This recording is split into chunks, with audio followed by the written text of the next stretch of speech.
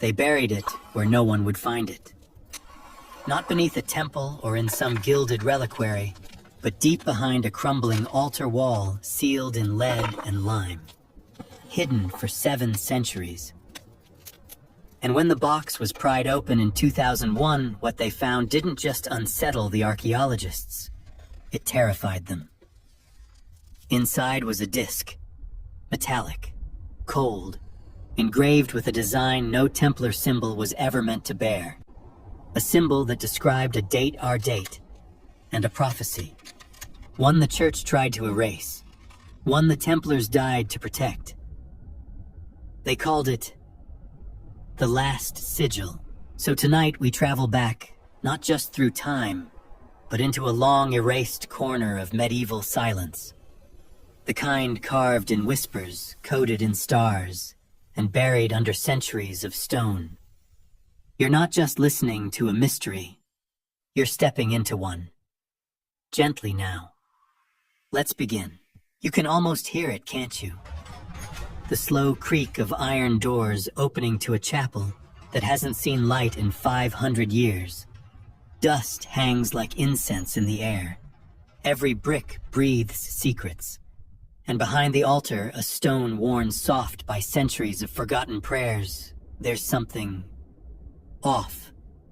The symmetry is wrong.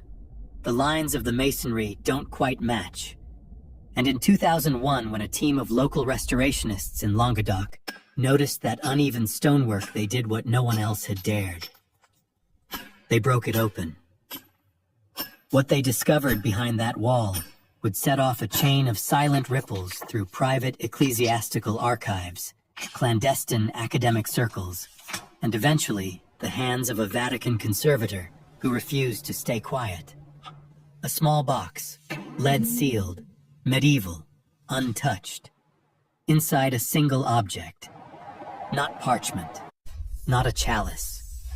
A disc, roughly the size of a man's palm, crafted from an alloy that still resists definitive analysis and etched with markings no known Templar order should have used. In its center, a 6-armed cross, broken, twisted. Radiating out from that center were sigils of an entirely different nature. Astronomical, celestial, and some say, prophetic. The artifact now known as the Last Sigil doesn't just defy categorization, it defies time. Because embedded in its symbolic system, encoded in a cipher so obscure it hadn't been referenced in over 600 years, was a date. A very specific one. Not from the past, but from our very near future. This is not the usual Templar mythos. We won't waste time tonight wandering off into tangents about grails or lost bloodlines. This isn't a story about what the Templars might have found. It's about what they tried to hide, and how they may have encoded the end of an age into a metal disc no wider than a saucer. Because if this artifact is real, and every indication says that it is, then it doesn't just reveal what the Templars believed about time prophecy and the heavens. It shows that they may have seen something coming, something terrifying, something inevitable. So keep the lights low. Let the shadows fall where they may. And before we venture further into the shadows, take a moment to subscribe so you never miss a secret that history has tried to forget. Because tonight we begin an investigation that crosses continents, centuries, and cosmologies.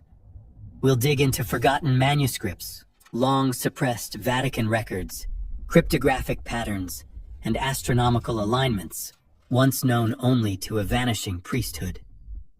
At the heart of it all, one sigil, one prophecy, and one unavoidable question. What happens when the countdown reaches 0? You can still visit the chapel. It's a modest structure tucked away in the French countryside near Bézieux, close to the crumbled footprint of what was once a Templar commandery. Most who pass by wouldn't give it a second glance. Its roof has long since sagged moss crawls up the stone like sleepwalking ivy and the bell tower hasn't held a bell in 200 years. But beneath this fading ruin lies a riddle whose implications reach far beyond its lichen-streaked walls. It was in the spring of 2001 when the restoration team arrived, funded quietly, almost anonymously, through a preservation grant not listed on any public registry. Their stated purpose was structural reinforcement and preservation photography.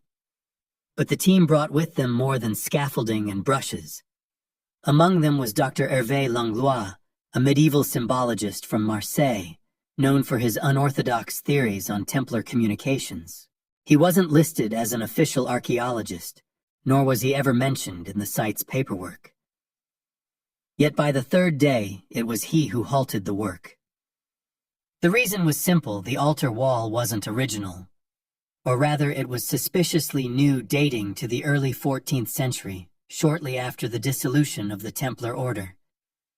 Its stones were cleaner, the mortar less degraded, and when gently tapped, the wall gave back a sound far too hollow for a solid barrier. Beneath it, a cavity waited. A cavity someone had sealed up centuries ago. The process of dismantling the false wall took the better part of 2 days, done mostly in silence under torchlight. Behind it lay a small alcove carved directly into the bedrock. At its center sat the leaden box, completely sealed with no visible hinge or lock. It had been wrapped tightly in fragments of what appeared to be silk, a luxury in medieval France, and held in place by rusted copper brackets. According to Langlois, when they opened it, the room fell utterly silent.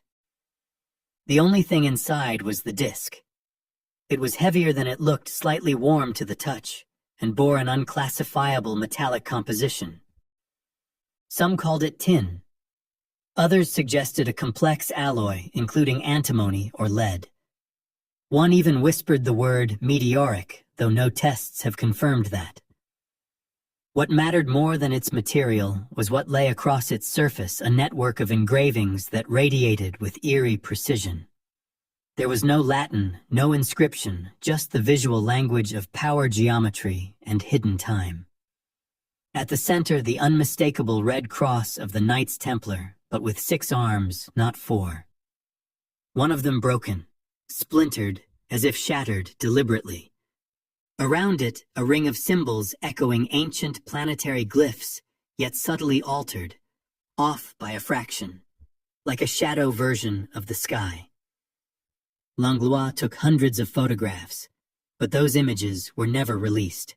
The official